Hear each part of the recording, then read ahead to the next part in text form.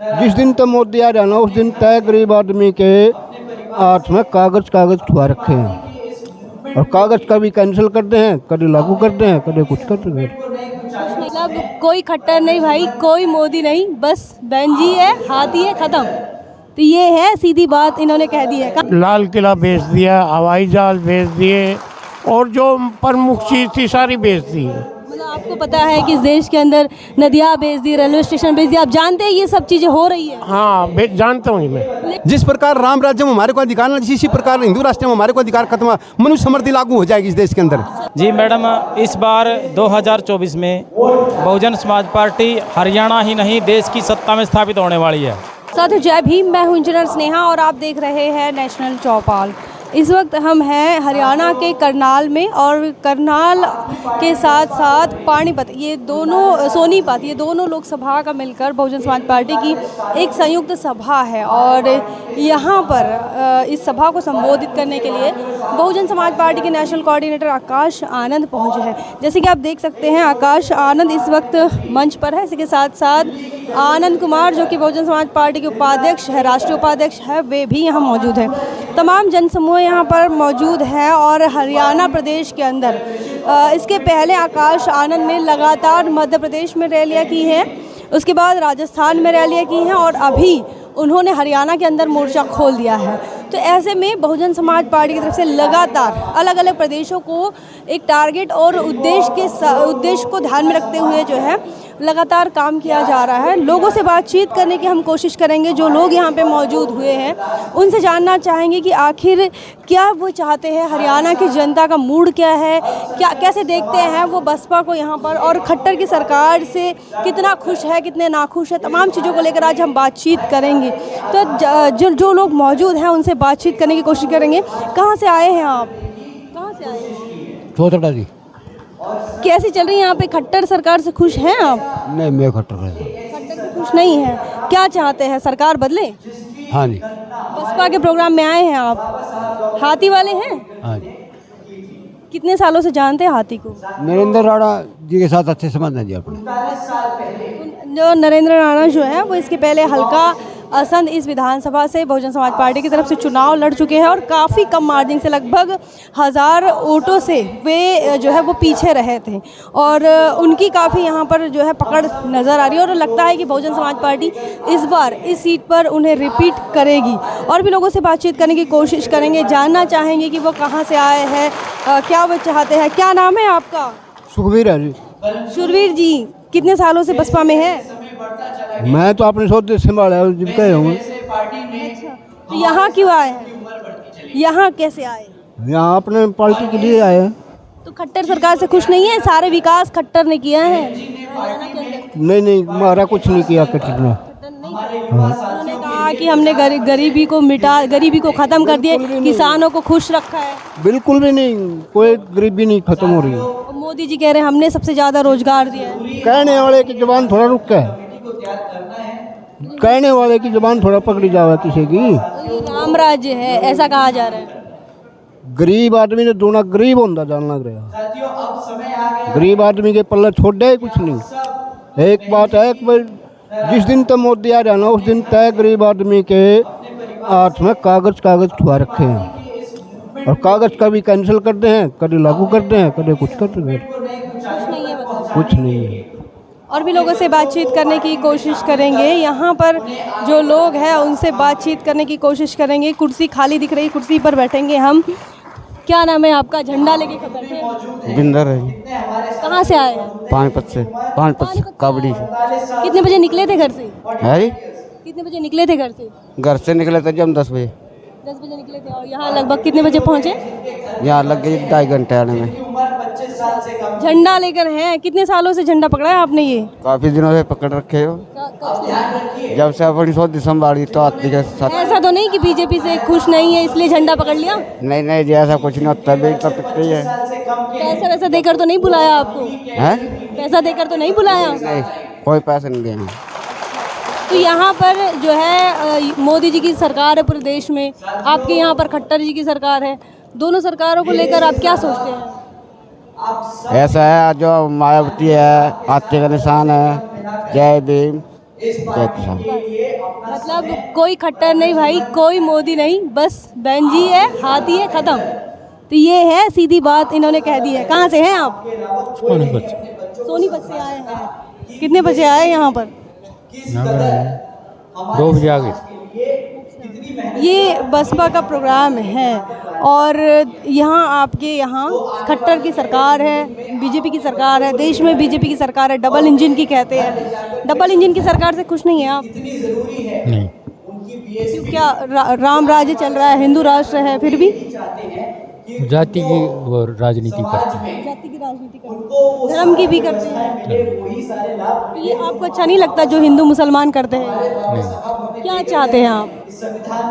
मैं अपने वैसे प्रोग्रेस होनी चाहिए। देश की प्रोग्रेस कैसे होगी, क्या मानते हैं? देश की प्रोग्रेस कैसी होती है? रोजगार देना चाहिए। बीजेपी ने रोजगार नहीं दिया। ये जो मोदी जी बड़ी बड़ी बातें करते हैं कि हमने इतने करोड़ रोजगार दिए, तो क्या ये सच नहीं है? नहीं, नहीं है। तो ये देखिए, लोगों से हम बातचीत करने की कोशिश कर रहे हैं, लगातार मोह भंग होता जा रहा है बीजेपी से, और उन लोगों से हम बातचीत कर रहे हैं, जानने की कोशिश कर रहे हैं कि आखिर वो क्या सोचते हैं, कहाँ से आए हैं और क्या क्या क्या उनकी सोच है। नीली पगड़ी लेकर बैठे, कहाँ से आए हैं? सफ़ीदों से। सफ़ीदों से। अच्छा, क्या नाम है आपका? जगदीश बुक्कल। नीली पगड़ी पहनी है आपने, क्या चाहते क्या हैं आप? हम चाहते हैं राजनीति परिवर्तन चाहते हैं, राजनीति में परिवर्तन चाहते हैं। समाज पार्टी का राज चाहते हैं हम। क्यों यहाँ आप, बीजेपी की डबल इंजन की सरकार है, मुख्यमंत्री भी बीजेपी का, प्रधानमंत्री बीजेपी का, हिंदू राष्ट्र बन रहा है, राम राज्य बन रहा है, राम मंदिर बन चुका है, खुश नहीं है आप? इसमें ना तो भारतवर्ष में राम राज है, लुटेरा राज है। हमारे समाज का शोषण कर रहे हैं, हमारा सब कुछ बेच खाया बीजेपी ने। लाल किला बेच दिया, हवाई जहाज बेच दिए, और जो प्रमुख चीज़ थी सारी बेच दी। मतलब आपको पता है कि इस देश के अंदर नदियाँ बेच दी, रेलवे स्टेशन बेच दिया, आप जानते हैं ये सब चीज़ें हो रही है? हाँ, जानता हूँ मैं। लेकिन बीजेपी के लोग तो कह रहे हैं कि ये विकास है। नहीं, बीजेपी के लोग विनाश कर रहे हैं जी, विकास नहीं कर रहे। विनाश कर रहे हैं। वो क्यों कर रहे हैं कि जो उनका जो गबन करता आदमी बीजेपी की, अगर उसमें चला जाता है तो मशीन से धो दिया जाता है। नई संसद बनाई मोदी जी ने। नहीं, ये दागी आदमी है, सारे दागी इकट्ठे हो गए। अब दागी के खिलाफ, भ्रष्टाचार के खिलाफ मुहिम है हमारी, हम लड़ रहे हैं। बाबा साहब को मानते हैं, संविधान को मानते हैं मोदी? नहीं मानते, वो दिखावटी मानते हैं। बाबा साहब को, जैसे ये विदेश में जाता है मोदी,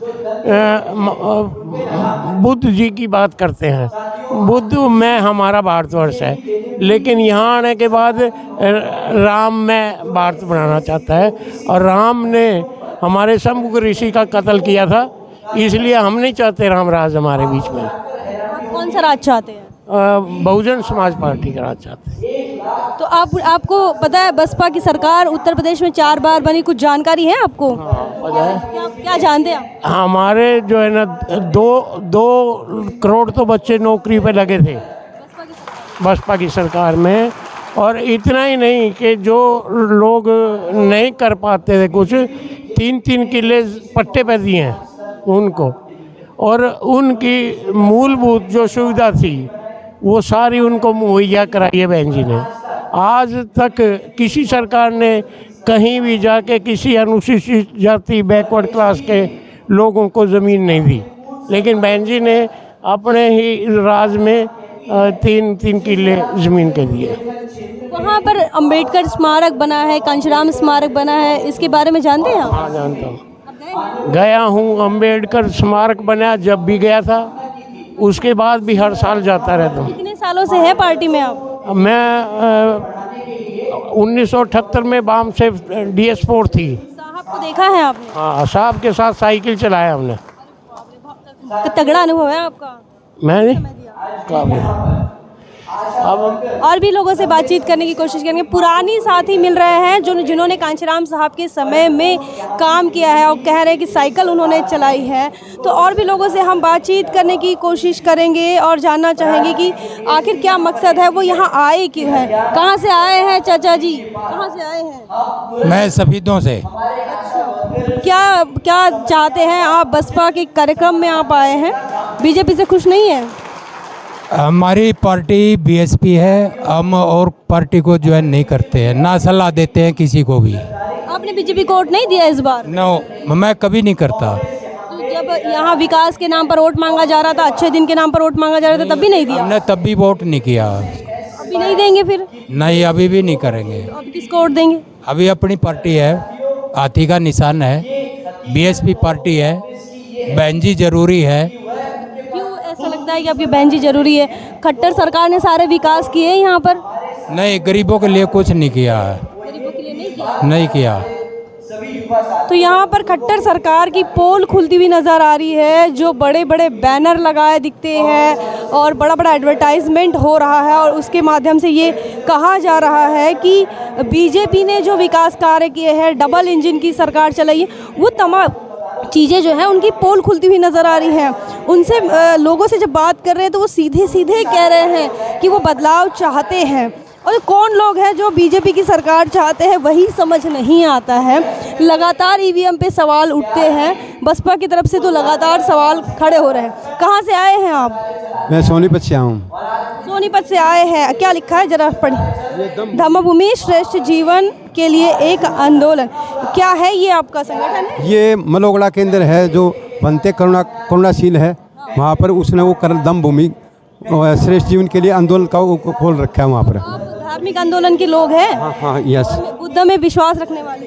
हाँ, पूजा में विश्वास नहीं करता मैं कभी। बुद्ध में तो करते, बुद्ध में? हाँ जी, भगवान बुद्ध में हाँ, विश्वास? हाँ, भगवान बुद्ध में विश्वास करता हूँ और बाबा साहब और भगवान बुद्ध में विश्वास करता हूँ। राम राज्य को लेकर क्या सोचते हैं? राम राज्य को हम नहीं चाहते बिल्कुल, हमें तो अम्बेडकर का राज्य चाहिए यहाँ। लेकिन देश में तो हिंदू राष्ट्र बनना तय है। अगर हिंदू राष्ट्र होगा तो देश के अंदर मतलब जैसे पहले था हमारा देश गुलाम था, ऐसे ही गुलाम ही हो जाएगा। मतलब जो SC ST OBC को ये गुलाम बनाने का, इनका ये जो हिंदू राष्ट्र बनाने का एक जस्ट लाइक स्लेवरी, यानी गुलामी है। हाँ, लेकिन इस देश के अंदर बीजेपी के जो चाहने वाले हैं, बीजेपी को चाहने वाले जो लोग हैं, ज़्यादा से ज़्यादा वो चाहते हैं हिंदू राष्ट्र बने, राम मंदिर बने और तरक्की हो। यहाँ पर सारे बाहर के देशों के लोगों को यहाँ बुलाया जा रहा है व्यापार करने। ऐसा है ना, जिस प्रकार ये कहिए जो है ना, जो RSS के दल है, जो RSS कहती है वही बीजेपी काम करती है और RSS ही उसको बाहर बुलाती है। ये जो RSS का ही वो बीजेपी काम करेगी। जो प्रधानमंत्री है, क्या नाम इसका, मोदी, वो RSS के एजेंडे पर चलता। जो RSS का एजेंडा है वही मोदी का सेम एजेंडा है। आपको क्या दिक्कत है? आपको तो पढ़ने लिखने का अधिकार मिलेगा, विकास होगा तो रोजगार मिलेगा। अधिकार नहीं, जिस प्रकार राम राज्य में हमारे को अधिकार ना, इसी प्रकार हिंदू राष्ट्र में हमारे को अधिकार खत्म, मनुष्य समृद्धि लागू हो जाएगी इस देश के अंदर। हिंदू राष्ट्र अगर आ जाता है तो मनुस्मृति लागू होगी। हाँ, भारत का संविधान जाएगा तो संविधान को संविधान खत्म हो जाएगा और मनुष्य समृद्धि लागू हो जाएगी। जिस प्रकार शंभु ऋषि को मारा गया था, राम ने जो हत्यारा था, अगर वो आज हो ना हत्यारा, तो मैं उसके खिलाफ मुकदमा दर्ज करूँ। दिल्ली पुलिस सब इंस्पेक्टर हूँ, उसको 302 का मुकदमा उसके खिलाफ दर्ज करवाऊँ। ये बसपा की सरकार चाहते हैं आप? बसपा की? मैं बसपा की सरकार कभी नहीं चाहता। बसपा की, बहुजन समाज पार्टी? हाँ, मैं बहुजन समाज बहन कुमारी मायावती को इस देश का मतलब भावी प्रधानमंत्री मानता हूँ।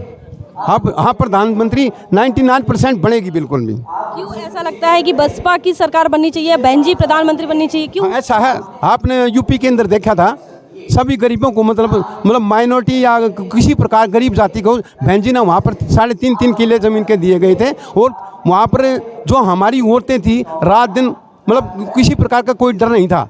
जो जहाँ भी बहन जी जाती थी, जब उसको पता लगा कि बहन जी आकर आ रही हैं, वहाँ के जो प्रशासन को एकदम से वो मतलब हाँ टाइट हो जाया करता। अगर जो रोड कच्चा होता था, वहाँ पर रोड कच्चा होता, राज ने PWD वाले उस रोड को बनवाते थे बहन जी को। अच्छा, थैंक यू, बहुत बहुत शुक्रिया अदा करता हूँ। क्या चाहते हैं आप? हाँ जी, सोनभद्र से। सरकार चाहते हैं बसपा की? हाँ जी, बसपा की सरकार चाहते हैं? जी बिल्कुल 100%। ठीक है, और भी लोगों से बातचीत करने की हम कोशिश कर रहे थे। और जी जय भीम, कहाँ से हैं आप बताइए? जी मैडम, मैं कैथल से आया हूँ, विधानसभा पुंडरी से अध्यक्ष हूँ। क्या बताएंगे, आज बसपा का आपके इधर प्रोग्राम चल रहा है, सभा हो रही है, आकाश आनंद जी आपके शहर में। जी मैडम, इस बार 2024 में बहुजन समाज पार्टी हरियाणा ही नहीं देश की सत्ता में स्थापित होने वाली है। और मान्यवर साहब कांशीराम ने कहा था कि बीएसपी को रोकने के लिए, ये 20 साल पहले साहब कह चुके हैं कि बीएसपी को रोकने के लिए सारे के सारे देश के मनवादी दल अंदर खाते एक हो जाएंगे।